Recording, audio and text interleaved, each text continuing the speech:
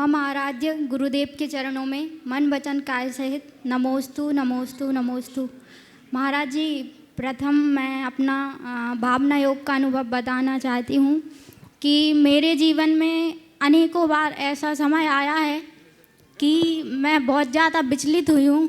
तो उस समय आपके प्रवचन और भावना योग ने ही मुझे सहारा दिया है। इसके लिए आपके चरणों में बहुत बहुत साधुवाद, बहुत बहुत नमोस्तु महाराज जी। इसके बाद मेरा प्रश्न ये है कि आज के जो धार्मिक लोग हैं, जो क्रिया वाला धर्म तो बहुत करते हैं और द्रव्य हिंसा से भी बचने का बहुत मतलब उसमें सावधानी रखते हैं और सभी को बताते भी हैं हमें द्रव्य हिंसा, जीवों की हिंसा नहीं करनी चाहिए।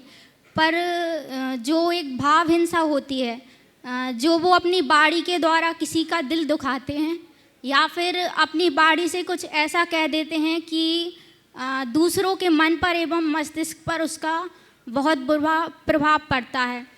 और जो पुरानी जनरेशन है वो उनका उद्देश्य तो सही रहता है, हमें मतलब हमारा वो भला ही चाहते हैं, पर उनकी बाणी जो होती है वो कभी कभी मतलब एकदम इतना ज़्यादा सच बोल देते हैं कि वो हमारी जनरेशन को उनके शब्द मतलब हम उनको गलत तरीके से ले लेते हैं और उनका जो उद्देश्य होता है, उनका जो सही उद्देश्य होता है और उनके जो शब्द सही नहीं होते हैं, तो वो जो बात हमको समझाना चाहते हैं वो बात हम तक सही रूप में नहीं आ पाती है। जैसे समझदार लोग तो समझ पाते हैं कि ये हमारा भला चाहते हैं, पर कहीं ना कहीं मतलब शब्दों से हम उसका गलत अर्थ भी ले लेते हैं। तो महाराज जी, इस शंका का समाधान कर दीजिए। देखिए, बहुत अच्छा सवाल आपने किया। दो चीज़ें हैं, एक है हमारी प्रवृत्ति और दूसरी है वृत्ति। प्रवृत्ति को बदलना बड़ा आसान है। प्रवृत्ति को बदलने के लिए ज़्यादा कुछ कहने की करने की ज़रूरत नहीं होती। थोड़ी सी प्रेरणा से व्यक्ति की प्रवृत्ति बदल जाती, लेकिन वृत्ति बहुत आसानी से नहीं बदलती। मेरे हृदय में वैराग्य का भाव आया, मैंने संसार को असार समझकर मुनि दीक्षा अंगीकार कर ली। ये एक पल की घटना हुई, मैं मुनि तो बन गया, लेकिन मुनि बनते ही मेरा स्वभाव एक दिन में नहीं बदलेगा। अगर मुनि बनने के पहले मैं गुस्सैल था, मुनि बनने के पहले मेरी झूठ बोलने की आदत थी, अगर मुनि बनने से पूर्व मेरी लड़ाई करने की प्रवृत्ति थी, मुनि बनने से कुछ पूर्व यदि मेरे अंदर कोई दुर्बलताएं थी, तो वो सब एकाएक कैसे बदलेंगे? आज मैंने दीक्षा ली और दीक्षा लेते ही गुरु ने मंत्र से संस्कार किया, मैंने दिगंबरी रूप धारण कर लिया, तो क्या मेरी सारी मनोवृत्ति बदल जाएगी? बोलो। नहीं महाराज जी, नहीं बदलेगी ना जी। अब कोई ऐसा एक्सपेक्ट करे कि अरे ये मुनि बन गया, अब भी गुस्सा कर रहे हैं, तो क्या ये सही है?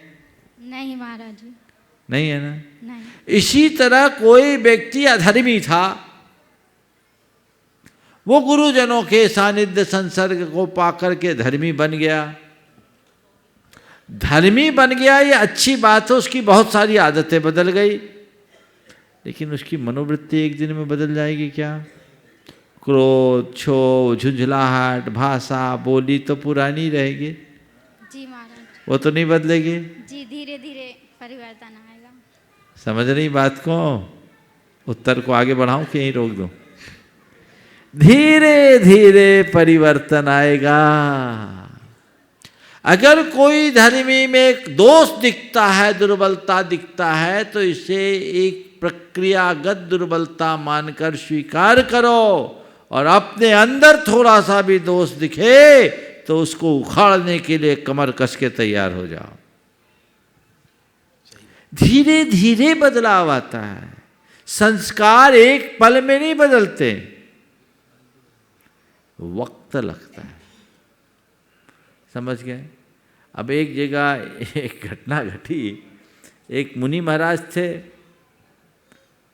और दीक्षा ली, अच्छे तपस्वी थे, स्वभाव थोड़ा गुस्सैल था। अब वो एक व्यक्ति गया, वो हम लोगों से अभी जुड़ा था, तो हम लोग तो बचपन से इस मार्ग में, तो हम लोगों का स्वभाव अलग है।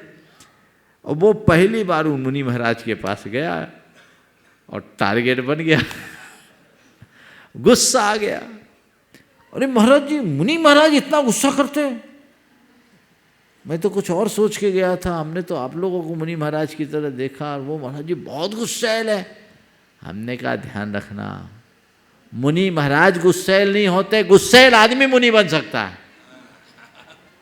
क्या बोल रहा हूं? मुनि महाराज गुस्सैल नहीं होते, गुस्सैल आदमी मुनि महाराज बन सकता है। तुझे पता नहीं उनकी बैक हिस्ट्री, वो महाक्रोधी व्यक्ति था दीक्षा लेने के पहले। अब स्वभाव तो एक दिन में नहीं बदलेगा ना, तो तुम ये मत देखो कि वो आदमी मुनि बनकर क्रोध कर रहा है, ये देखो कि ये क्रोधी में कैसा चमत्कार किया, मुनि बन गया। पॉजिटिव सोचिए, जीवन में बदलाव की प्रक्रिया तभी घटेगी। सब में ऐसा हो सकता है, एक दिन में एकाएक किसी में परिवर्तन नहीं आता, तो दूसरों में ये देखना, खुद में नहीं। महाराज ने कहा धीरे धीरे परिवर्तन आता, तो मरते तक मैं भी बदल जाऊंगा, ऐसा मत सोचना। क्या पता कब मर जाऊं, इसलिए मुझे आज ही बदलना है। फिर दूसरा सवाल जो है तुम्हारा, बड़े बुजुर्ग अगर कोई ऐसी बात कह दे जो दिल को चुभ जाए तो क्या करूं? पहले तो बड़े बुजुर्गों को भी थोड़ा संभल कर बात करना चाहिए, और ऐसी ही बात करनी चाहिए जो सामने वाले के हृदय में उतर जाए। ऐसी बात कतई नहीं करना चाहिए कि सामने वाला ही दिल से उतर जाए, ऐसा कभी मत करो। बात ऐसी करो कि वो दिल में उतरे, ऐसा मत करो कि दिल से उतर जाए। सावधानी रखो। और फिर भी कदाचित कोई कह दे तो बहुतों की बातें झेलनी पड़ती है। आप नौकरी पेशा तो नहीं हो? जी महाराज जी, टीचिंग की है मैंने, टीचिंग टीचर की? हूँ जी। तो कभी टीचिंग की तो कभी अपने हेडमास्टर या प्रिंसिपल की झाड़ भी सुनी होगी? जी महाराज जी। क्या करती थी उस समय? शांति से सुनते थे। क्यों सुनते थे? क्योंकि महाराज जी वो जॉब है इसलिए। वो जॉब है इसलिए शांति से सुनना है, ये घर है, परिवार है, इसलिए से शांति से सुनना है, इसमें क्या बुराई? यहाँ क्यों नहीं सोचना? जैसे जॉब में मेरा हित है सुनने में, परिवार में मेरा हित है सहने में, इतनी बात सोच लो। जिस क्रिया में हित बुद्धि होती है वो कभी बुरी नहीं लगती। गाड़ी चलाई हो? जी महाराज जी, केवल साइकिल। चलो कोई बात नहीं, चलाते तो देखी होगी। जी। गाड़ी चलाते हैं, अपनी रफ्तार से चलाते, रेड लाइट आती, क्या करते हैं? ठहर जाते हैं। क्यों ठहर जाते हैं? क्यों ठहर जाते हैं? वो हमारे लिए ज़रूरी है और हमारी सुरक्षा के लिए अच्छी चीज़ है। हमारी सुरक्षा के लिए अच्छी चीज़ है। रेड लाइट हमें रोकने के लिए नहीं, हमें बचाने के लिए जलाई गई है। इसलिए इच्छा ना होते हुए भी रेड लाइट देख के गाड़ी रोक देते हैं, यही है ना? जी। रेड लाइट हमें रोकने के लिए नहीं, हमें बचाने के लिए जलाई गई है। इसलिए इच्छा ना होते हुए भी रेड लाइट देखते ही गाड़ी रोक लेते हैं। घर के बड़े जन यदि तुम्हारे लिए कुछ कहे तो समझना ये रेड सिग्नल है जो हमारी सुरक्षा के लिए जरूरी है। एक्सेप्ट करो। वो हमारे प्रगति को रोकना नहीं चाहते, वे हमारी सुरक्षा को सुनिश्चित करना चाहते हैं। ये जो बोल रहे हैं ये मेरे भलाई के लिए बोल रहे, इसमें मेरा हित जुड़ा हुआ है।